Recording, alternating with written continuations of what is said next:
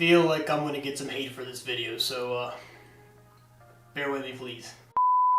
By no means am I an expert, but I've been working on vehicles since I was in like 11th grade, about 10 years at this point.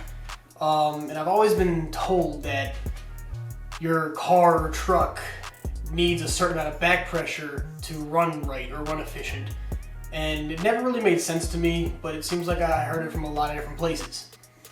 There's three key arguments that I've always heard, and I'm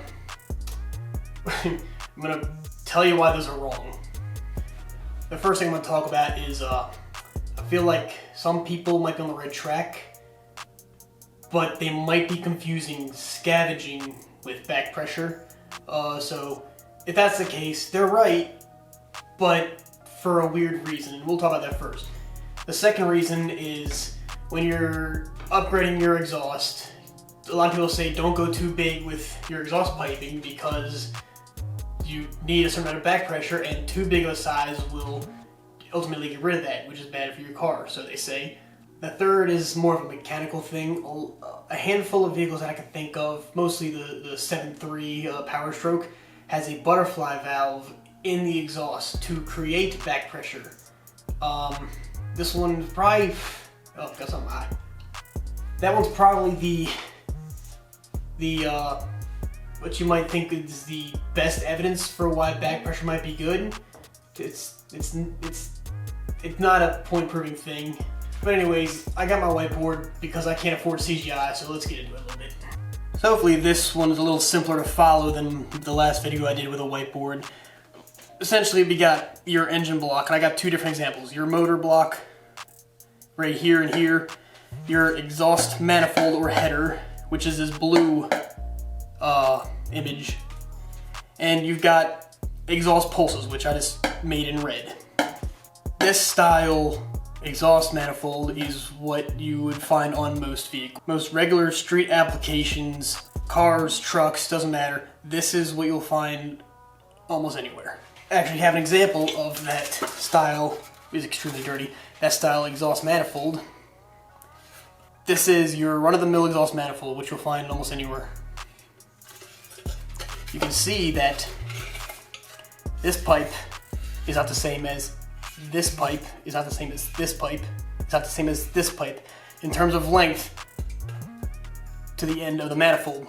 I don't have an equal length header, which we'll get into all that, an equal length header here to show on camera, but hopefully I can get something online. Anyways, now that we got over the explanation, this is why I think people are getting back pressure confused with exhaust scavenging. So the term equal length header is your more performance exhaust manifold. The purpose of it is in the name, equal length. Every single pipe coming from your engine head is the same length, where your regular stock exhaust manifolds, they're not. So the ends of your exhaust manifold or header is called the collector. And the point of having equal length headers is so that every exhaust pulse goes into the collector at different times so that they're not interfering with each other. Since this cylinder is not firing at the same time as this one, or this one, or this one, you'll get an exhaust pulse coming from your head at different times. What the equal length header does is make sure that these pulses go to the collector at different times so they're not interfering. These red lines are my little diagrams for the exhaust pulses. Where these red lines are is a high pressure area or the exhaust pulse.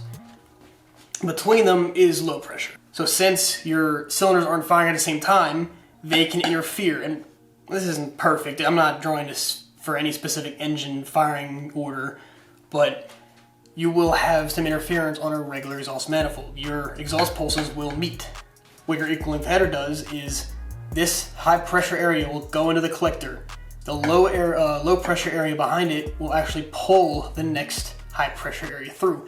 Since high pressure wants to not be high pressure, it wants to go to a low pressure area.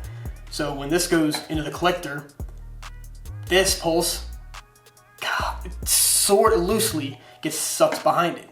And this one gets sucked behind that one, and this pulse gets sucked behind that one, and so forth and so forth. That is what's called scavenging. You're scavenging would be wasted energy pulling more exhaust through. Now, in a turbo application, scavenging is completely useless. You just want to get the exhaust to the turbo. Not going to go over how all that works, but you don't need to go out of your way to get this scavenging for a turbo application.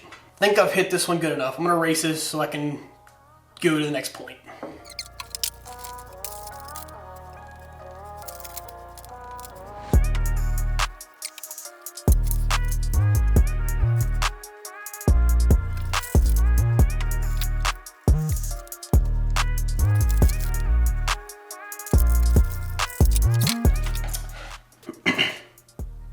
So yeah, I don't know why it takes me so long to draw stuff like this. I'm not very good at it.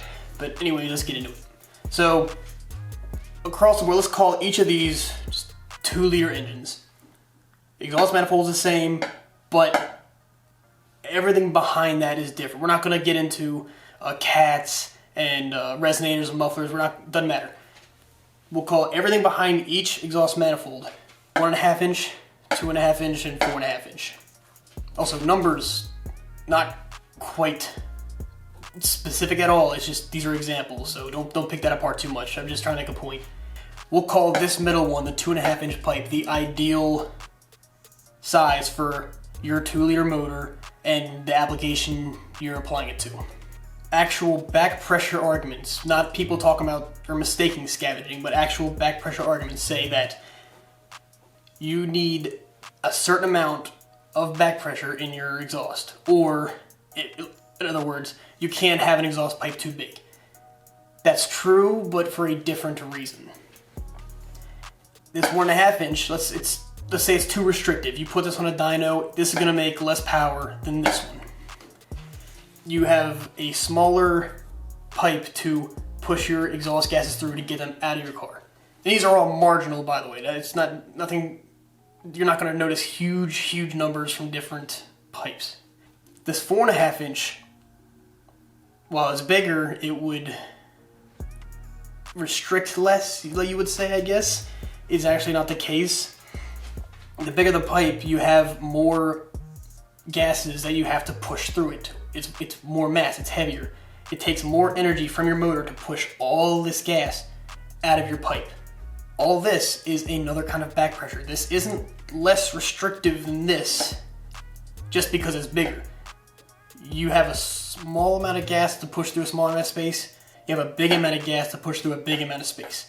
You can go online and find an appropriate size for whatever application you're trying to run, for whatever your engine displacement is and your power goals. There's lists online that'll break all that down. To summarize this in quick and easy words, too small of a pipe is restrictive. Too large of a pipe has too much for your motor to push. That's why there's a happy medium. That's why this would see more power than something like this. Not because you need back pressure because this pipe is smaller than this one, but because it can't get away with pushing too much through too large of a space. So I shouldn't need the whiteboard for this next one. It's pretty simple. I was explaining to a friend of mine all this stuff, just going over like the video idea, and they brought up something that I didn't anticipate. The 7.3 Power Stroke has a butterfly valve in the turbo where the exhaust leaves the turbine. And there's really not an argument to be made. This thing is to create back pressure. So I had to look into this one a little bit more. Also, I'm not positive what other vehicles might have this butterfly valve, but it's not to restrict anything. That valve is only there to help warm the motor up faster. It's not meant to stay closed. It doesn't, once your truck is warmed up, it doesn't fluctuate like a VGT turbo would. Once the truck's warm up to operating temperature, this valve's opened up. Its job is to create back pressure to make your motor work harder to warm it up faster. This might be just a diesel thing, might be just a 7.3 thing, not too sure, but that valve is not there to inherently make back pressure. So, exhaust scavenging is not back pressure. Pipe size isn't determined with back pressure in mind in a way that people might have expected. and these exhaust valves aren't there to make back pressure. They're there to help warm your truck up.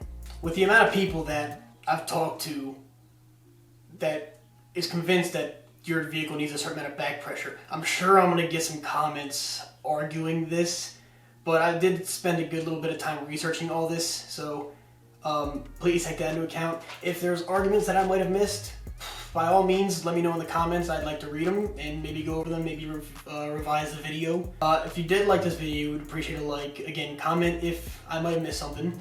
And if you want to see things in the future, I'd appreciate a subscribe. So I'll catch you guys in the next video.